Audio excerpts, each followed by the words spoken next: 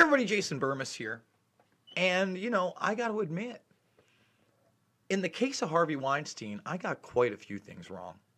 And thankfully so. For instance, I did not think that he was going to do any time. I thought we were going to have another cover up crew, more buyouts, and especially disinformation.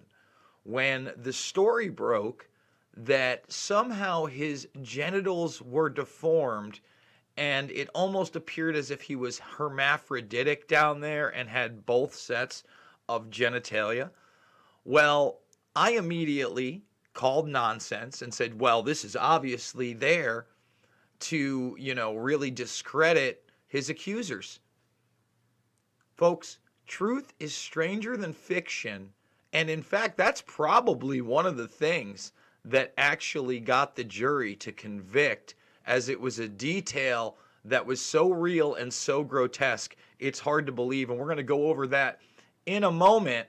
But guys, I want to remind everybody, we are fully demonetized on this platform with no end in sight. We are about to go hit the rest of the country.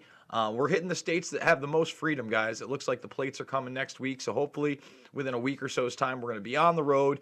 And who knows, maybe we're going to hit some of these protests too. I think that could definitely be something we do along the way, so we can get all these perspectives out there and see what's really going down on the ground with so much madness going on in America. So please consider supporting me. And do remember, guys, that all my documentary films are free right here in the playlist section. So let's get to it. Fournier's gangrene. It appears Harvey did have a crazy, shocking genital deformity. And, they say this is an exclusive preview. If you want to go read where it comes in, it's in The Making of a Predator, which is a very, very extensive piece on Harvey, his brother, the rise of the Weinsteins. I got to be honest. I read a bunch of it, and I couldn't read a lot of it, okay? I just couldn't. Yeah, it read like, I know some people are into the, normalizing serial killers thing, right? They love that true crime type writing. Why did they do it, right? This is, why was Harvey so violent against women? And they point to this this deformity as one of these things. And, I don't think I want to go into how grotesque it is, but if you do want to kind of get a limited explanation of what this is and what he had, we'll go right here.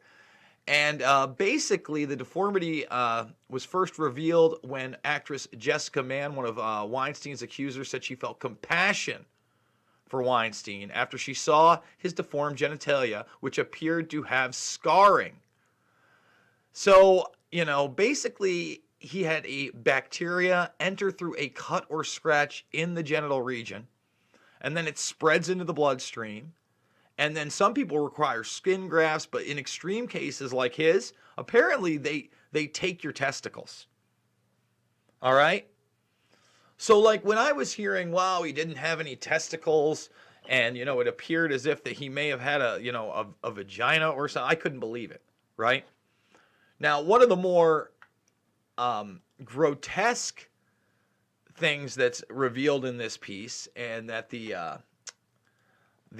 Daily Mail article highlights. Let's just find it right there. There we go. This is also pretty grotesque. So he has the scarring, but on top of all that, all right, Weinstein's hapless assistance was procuring Harvey's meds such as Caverject. So before he would, get down to business and do whatever Harvey Weinstein does, this person would directly have to inject his penis 5 to 20 minutes before intercourse with Caverject. Now, I mean, my goodness. And they use this for paraplegics. Yeah, it's a dark, weird world out there. Okay? Can you imagine to have to be that assistant? And then, on top of it, knowing the types of things this guy did. I mean, somebody who literally had a physical deformity in his nether region. Not the most physically appealing man anyway, right?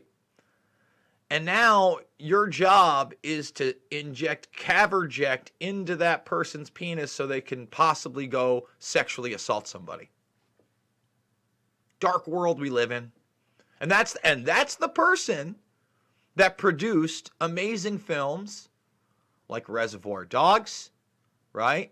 Like Pulp Fiction, the Kill Bill series. I'm just talking about the Tarantino films, right? If you're a Kevin Smith fan like myself, you know, Miramax is what brought Clerks into the forefront and did so much amazing work with Kevin Smith as well.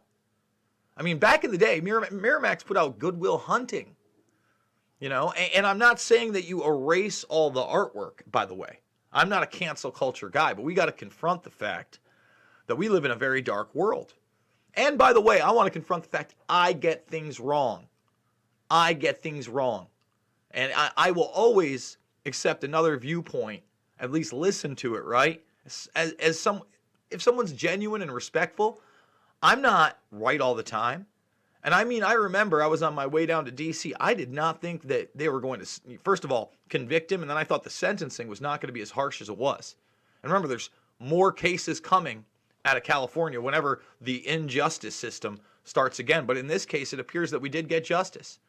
And again, one of those things that I thought was going to completely discredit the case, the idea that Harvey Weinstein didn't have any testicles and that he had like a vagina-like disfigurement by his genitals, happens to be 100% true and now confirmed, and probably something that did drive the jury over psychologically. I mean, can you imagine being in that jury booth? You've already heard some really dark and weird things. I mean, don't get me wrong. You got a lot of social climbers in there. You got a lot of women actresses that also, you know, were willing to accept what had been done to them and continue that relationship. That much is true, right?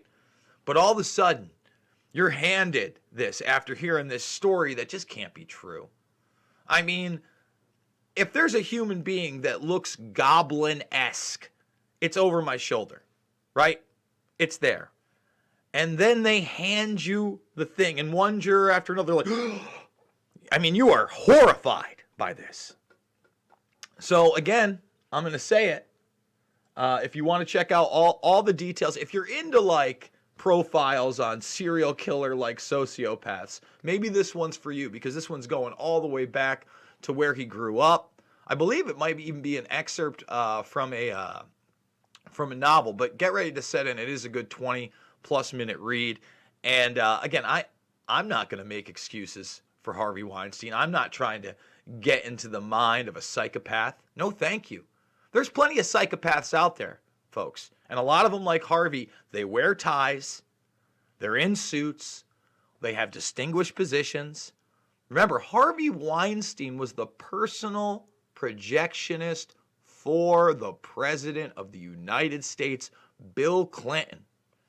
Okay, and he bragged about it at an LGBT award ceremony next to Jennifer Lawrence, one of his rumored victims. And I'll just say rumored victims. He jokes about it. Then he jokes about how they had a portable movie theater, right? They'd bring it on vacations with them. Where were they going on vacation? Well, lo and behold, both Clinton and Weinstein had a deep relationship with who? Jeffrey Epstein. And that's why the cover-up crew continues in that case. A judge just ruling last week, again, more of these Ghislaine Maxwell documents will in fact remain sealed. All right? So maybe they burned this guy because there was just too much. But there's plenty of other people that need to go down, and they need to go down big time. Guys, if you enjoyed the video, thumbs it up, subscribe, share. Please consider supporting me via the GoFundMe. $5, $10, $15 means the world to me. Big donors. We really appreciate you. Going to try to hit as many videos up today as you can.